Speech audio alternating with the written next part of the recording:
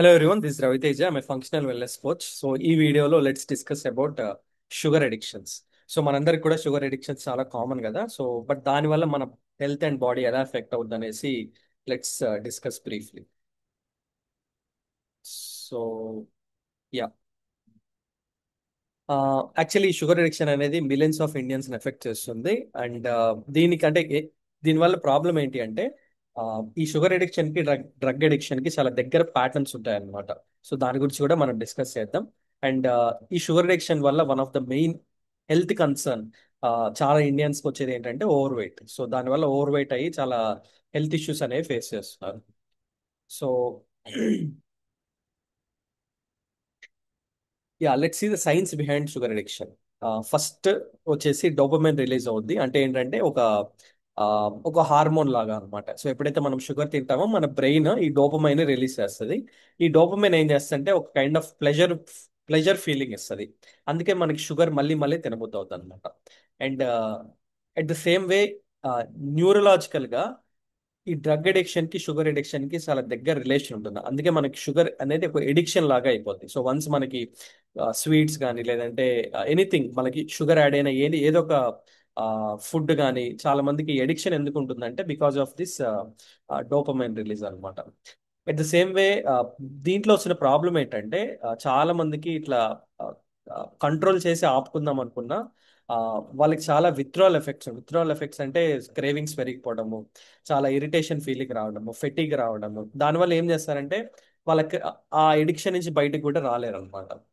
And repeated sugar consumption alters brain chemistry.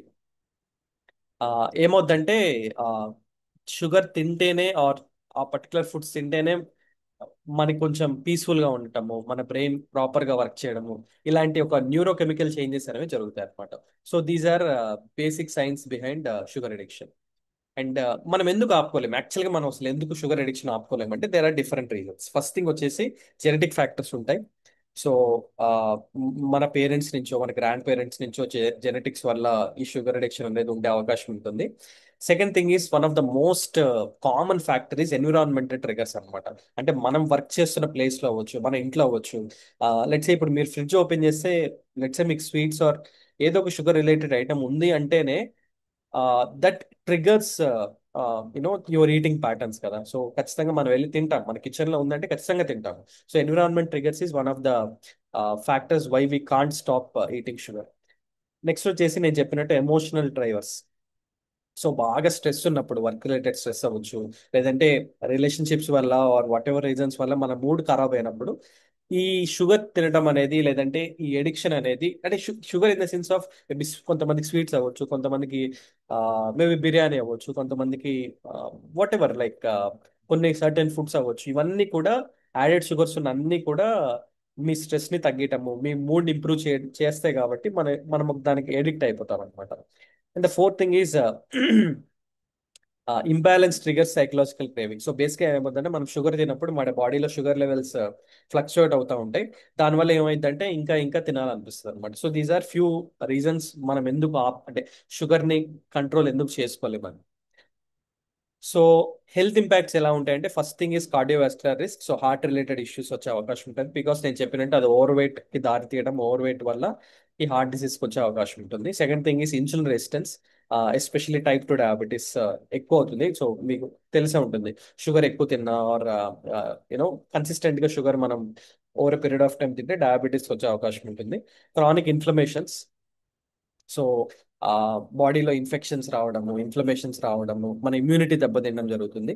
Fourth thing is energy crash అవుతుంది. అంటే sugar మీరు observe చేయండి, ఏదైనా మీకు ఎడిక్షన్ ఏదైనా ఫుడ్ ఉంటే దాన్ని తిన్నప్పుడు మాత్రమే మనకి ఎనర్జీ చాలా హై ఉంటుంది అనమాట. వన్స్ దాన్ని తిన్న తర్వాత ఎనర్జీ అలా పడిపోతుంది. సో ఈ ఎనర్జీ క్రాషెస్ అనేవి జరుగుతాయి because of sugar dependency. So natural గా ఎలా బయటపడాలి ఈ షుగర్ నుంచి అంటే ఫస్ట్ ఇంపార్టెంట్ థింగ్ ఈస్ మనం తింటున్న ఫుడ్ లో ప్రోటీన్, ఫైబర్, ఫ్యాట్స్ ఈ మూడు ఉన్నాయా లేవా అని చూసుకోవాలి. ఇవి మూడు లేవంటే దెన్ ఆటోమేటిక్ గా మనం షుగర్ దగ్గరికి వెళ్ళిపోతాం. సో మీరు తింటున్న మీల్స్ లో ప్రాపర్ గా as per your body weight protein ఉందా, ఫైబర్ ఇంక్లూడ్ చేసుకుంటున్నారా, ఫైబర్ అంటే డిఫరెంట్ వెజిటేబుల్స్ అవ్వచ్చు, నెక్స్ట్ హెల్దీ ఫ్యాట్స్, అంటే కొన్ని సీడ్స్ అండ్ నట్స్ అవ్వచ్చు, ఒమేగా 3 అవ్వచ్చు, ఇవన్నీ కూడా మీ మీల్స్ లో ఉన్నాయా లేదా అని చూసుకోవడం first important. Second thing is nutrient rich foods, especially ఈ విటమిన్స్ మినరల్స్ మీద, మైక్రో న్యూట్రియంట్స్ మీద ఫోకస్ చేయాలి. అవి మన బాడీకి అందుతున్నాయా లేదా మనం తింటున్న ఫుడ్ లో నుంచి. Third thing is regular activity. ఈ రెగ్యులర్ గా ఫిజికల్ యాక్టివిటీలో మనం ఏదో ఒక physical activity, maybe risk walk అవ్వచ్చు, మీకు ఇష్టమైన స్పోర్ట్ అవ్వచ్చు, జిమ్ అవ్వచ్చు, ఎనీ ఫిజికల్ యాక్టివిటీలో మీరు ఇంక్లూడ్ అవుతున్నారా లేదా, బికాస్ అది మీ బ్లడ్ గ్లూకోజ్ లెవెల్స్ ని స్టెబిలైజ్ చేస్తాయి.